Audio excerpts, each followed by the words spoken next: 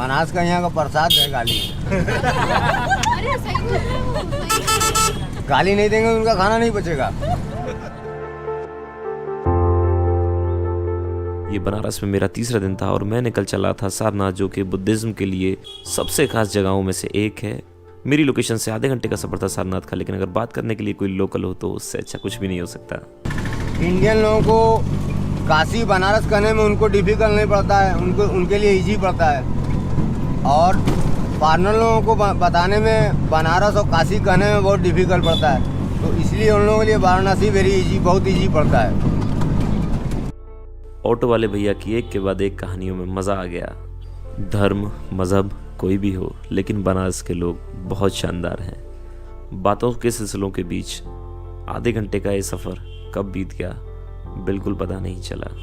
सारनाथ पहुंचने के बाद यहाँ के नज़ारे कुछ अलग ही थे। चारों तरफ फूल, बहुत ही ज़्यादा शांति, इतना पीसफुल माहौल कि लफ्ज़ों में बयां करना मुश्किल होगा।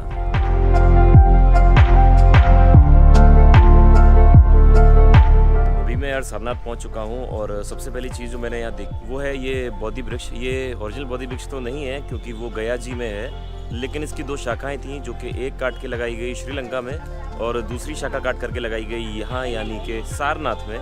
ये यहाँ का मेन टेम्पल है और इस टेम्पल को बहुत पहले बनवाया था सम्राट अशोक ने, लेकिन औरंगजेब के समय में इसको ख़राब कर दिया गया, तोड़ दिया गया। तो उसके बाद में 1931 में जो यहाँ के राजा थे जिन्होंने वो बोधि वृक्ष लगाया था, उन्होंने फिर इसको दोबारा से बनाया। इसकी स्पेशलिटी ये है कि इसमें जो मूर्ति लगी हुई है भगवान बुद्ध की, वो पूरी एक ही स्टोन की बनी हुई है।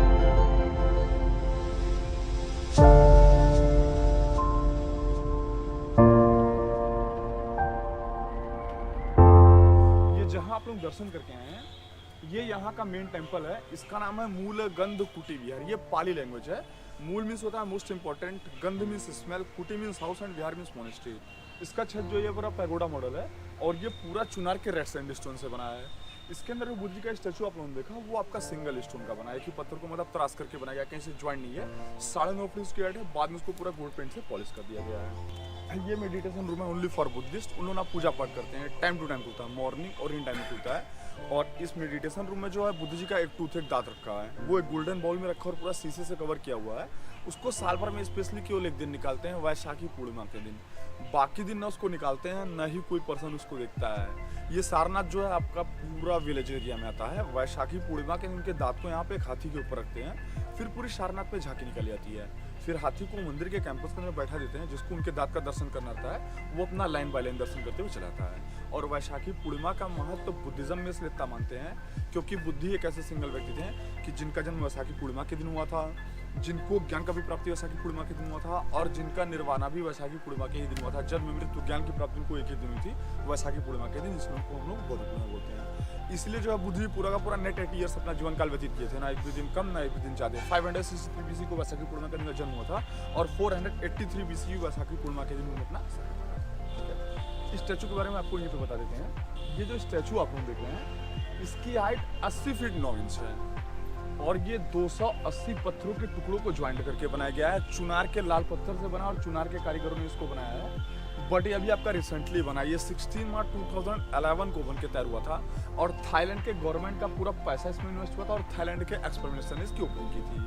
अफगानिस्तान में बोमियन सिटी में बुद्ध जी का एक 200 फीट का स्टैचू था, जिसको तालिबानों ने 2000 में डिस्ट्रॉय कर दिया, उनसे ब्लास्ट कर दिया था। उसी की सेम रेप्लिका उसी की याद में बनाया गया है। और इससे बड़ी इनकी स्टैचू बुद्ध जी की इंडिया में हैदराबाद में हुआ है, हुसैन सागर में। 120 फीट की सिंगल स्टोन की बनी है, कि पहाड़ों काट करके बनाया गया। वहाँ के CM टेम्टेरामराव ने उसको बनवाया। और इनकी सबसे बड़ी स्टैचू पूरे वर्ल्ड में थाईलैंड में है, 230 फीट की है, बैंकॉक में लेटी हुई है, सॉलिड गोल्ड की है, पूरी सोने की बनी हुई है। ये थर्ड स्टैचू उनकी वर्ल्ड की है, सेकंड हैदराबाद में इंडिया और हाईएस्ट आपकी थाईलैंड।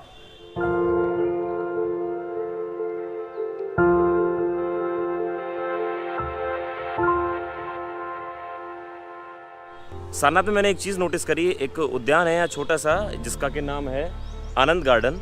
और आनंद जो थे वो बुद्ध के सबसे प्रिय शिष्य थे, लेकिन देखिए कि कैसी क्लैरिकल मिस्टेक की है किसी ने कि आनंद की जगह आनंद लिख दिया है। तो इन छोटी छोटी चीज़ों का ध्यान देना चाहिए, ये बहुत महत्व रखती हैं। जब बाहर से टूरिस्ट देखने आते हैं तो बहुत ही नेगेटिव इम्पैक्ट पड़ता है, तो गवर्नमेंट को चाहिए कि वो थोड़ा सा काम इन चीज़ों पर करें।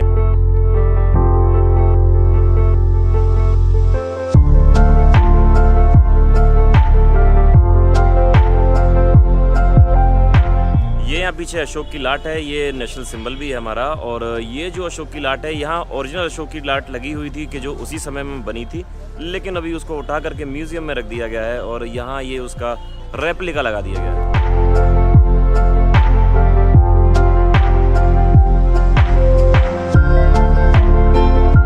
बनारस की सिल्क की साड़ियाँ पूरी दुनिया में मशहूर हैं और मुझे मौका मिला ऐसे ही कारीगरों को देखने का। बाहर निकलने के बाद कई लोग कुछ इस अंदाज में मुझे मिले। यहाँ के हैंडलूम मार्केट बहुत अच्छे हैं, यहाँ से आप खरीद सकते हैं बहुत सारे प्रीशियस गिफ्ट उन लोगों के लिए जो आपके लिए बहुत खास हों। अब मैं चल पड़ा था स्तूपा की ओर।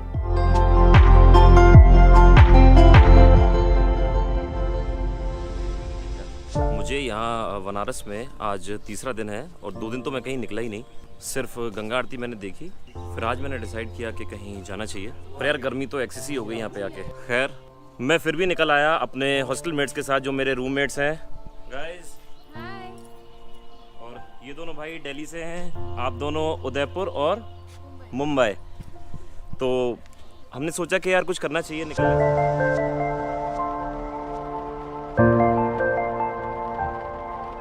ये वाली जो जगह है, यहाँ पहले भगवान बुद्ध का बहुत पुराना प्राचीन मंदिर हुआ करता था, उसके बारे में यहाँ पे लिखा भी हुआ है। अब तो ये सिर्फ उसके अवशेष बचे हुए हैं।